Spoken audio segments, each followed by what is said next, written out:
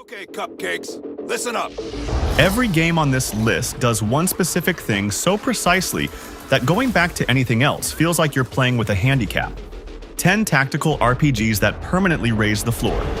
Forgive us, this is the only... Most tactics games give your soldiers 2 actions a turn. Here you get 3, and that one extra beat rewrites how you fight. You can move, flank, and still have something left to spend. So aggression becomes a real strategy instead of a fast way to get your squad killed. Pull off a melee execution, and your nearby allies get an action back, which turns a strong turn into a chain of kills. We're in for a fun ride. Then there are the boss fights. Massive, multi-phase creatures the genre almost never attempts, where you're coordinating 4 soldiers against something the size of the screen. Your history. If you've ever wished tactics games had real boss encounters, this is the one that proves they can work. It launched with a huge budget straight onto Game Pass, and somehow, you still probably haven't played it. Insane.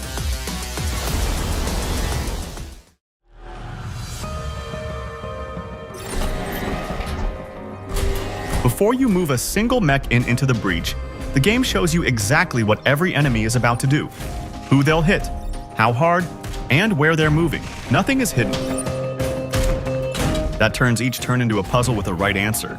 And when you lose, it's never a bad dice roll. It's a mistake you can replay in your head and trace to the exact moment you got it wrong. You're defending city blocks as much as killing bugs, often shoving one enemy so its attack lands on its own kind. Runs are short, an hour or 2, and each unlockable squad plays like a different game. It's the rare tactics game that feels completely fair at all times. And once you've had that, watching another one hide information until the worst possible moment feels less like difficulty and more like an excuse.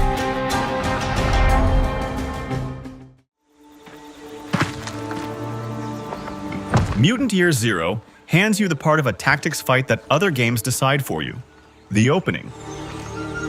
Before anything turns turn-based, you creep through a handcrafted wasteland in real time, scouting patrols and picking your moment. You slip one character behind cover on the flank, put another in Overwatch, quietly take down a straggler to thin the numbers. And only then do you spring the trap, so the battle starts exactly the way you designed it. Your squad, by the way, is led by a talking duck in a trench coat and a hulking boar man, both played completely straight in a world that's genuinely bleak. It's a tight, handcrafted campaign rather than an endless one, and that suits it. The whole high is building the perfect ambush and watching it go off. It's a feeling you'll want to chase again the second it works.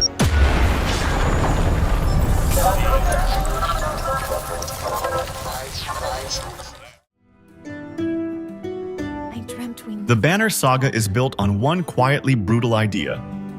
A unit's strength is both its health and its attack power at the same time. Wound an enemy, and it hits softer next turn, but the same is true of your own people, so every exchange becomes a compounding gamble.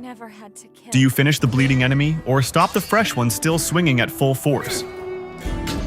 Around that runs a Norse story about leading a caravan through a dying world where the sun has stopped moving, and characters can die not in combat but from a dialogue choice you made an hour earlier, with no warning and no reload. And I knew why we're still alive. It looks like a hand-painted storybook, and the score comes from the composer of Journey. This one's for players who want their choices to actually cost something, because here, they always do.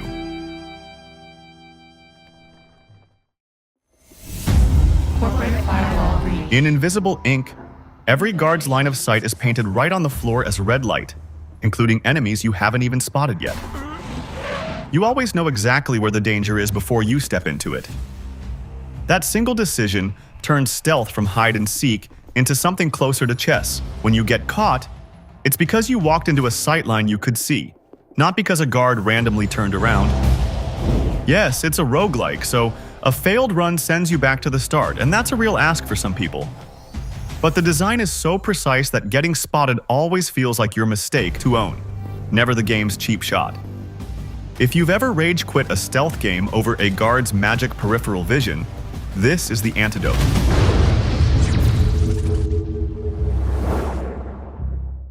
Blood, sweat, and tears. That's all this life is. If you're not careful, Hard West 2 throws out experience points entirely. spit you Your out. characters get stronger by building poker hands. You slot playing cards from a cursed deck, and the hand they form decides which abilities you can use and how powerful they are. You're only as good A pair unlocks something basic, a flush sharpens it, a full house turns it lethal. There's more than one. And because way the to whole escape. gang draws from one You shared just deck, need to get- gearing up one gunslinger quietly changes what everyone else can pull off. Then there's the chain. Kill an enemy, and your action points refill. So a clean turn can cascade into a whole row of bodies like a perfect spaghetti western shootout. It's all wrapped in a supernatural frontier where the devil is real and the folklore is literal. Once a progression system is fused to its world this tightly, the floating skill trees and everything else start to feel like placeholders. Set me loose. Lead a party of resistance fighters as the daring hero Denim Pavel. Tactics alongside Ogre his sister Reborn Gatua, and drops you tries into to an bring ethnic vice. civil war Denim is where the the hardest longest fights aren't on the grid. They're the choices between them. This war will never Side with one faction and certain characters live. Side with another and they die. And the story bends permanently around what you chose. The combat underneath runs on a class system deep enough that no two armies you build will ever look alike, and you scout enemy formations before each battle, so a brutal difficulty spike never blindsides you. give our mistrust. The war it depicts was inspired by a real one, and it refuses to hand you clean heroes. If you played Final Fantasy Tactics and loved how heavy its choices felt, this is the game that same team built first. The blueprint, everything else copied. Experiment with endless combinations. It's a 60-hour commitment that leans on you hard in the opening hours, but push through and you found the source the whole genre keeps returning to. Deeper than ever, dive into a tale filled with choices that will determine the conclusion of your unforgettable journey. Phantom Doctrine is 3 games stacked into one Cold War spy thriller, and the middle layer is the one you won't find anywhere else. Between missions, intercepted photographs and documents pile up at your safe house, and you physically pin them to a corkboard, drawing the connections that decode the conspiracy yourself. It makes you feel like an actual analyst instead of someone watching a plot unfold. The tactical missions strip out dice almost entirely, so a botched operation is your failure, not bad luck. It's honestly not a smooth game. It barely explains its own systems, and the back half can drag. But push past that, and there's nothing else with this much ambition and paranoid atmosphere, made by a studio that's since gone quiet. If the phrase Cold War spy sim makes you lean in, this is the one you'll keep turning over in your head. Oh, you found it.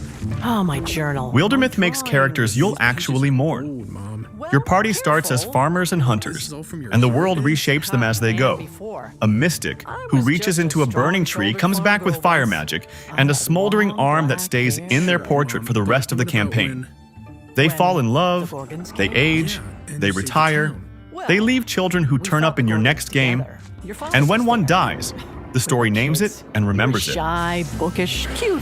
The combat itself is lighter than the hardcore tactics games on this list, and that's the point. This is the one you hand to a friend who swears they don't like tactics games. Stone-eyed gorgons past the hills. The tiny team behind it finished exactly what they set out to make, and then stepped away on purpose, which tells you everything about the care packed into it. Your first campaign will leave you remembering people who never actually existed. Some hunter's kid. Your father liked him, and that made 3 of us. Gloomhaven has no health bar. Your hand of ability cards is your life. When the cards run out, your character collapses and every ability you play is gone until you stop to rest. So the question is never, can I do this? It's, can I afford to with everything still ahead of me? Your strongest moves burn through your hand fastest, which makes power something you spend instead of something you simply have. It's based on the Dungeon Crawl board game that topped the charts for years and cost well over $100. The one most people who bought it never finished, because just setting it up ate 40 minutes a session.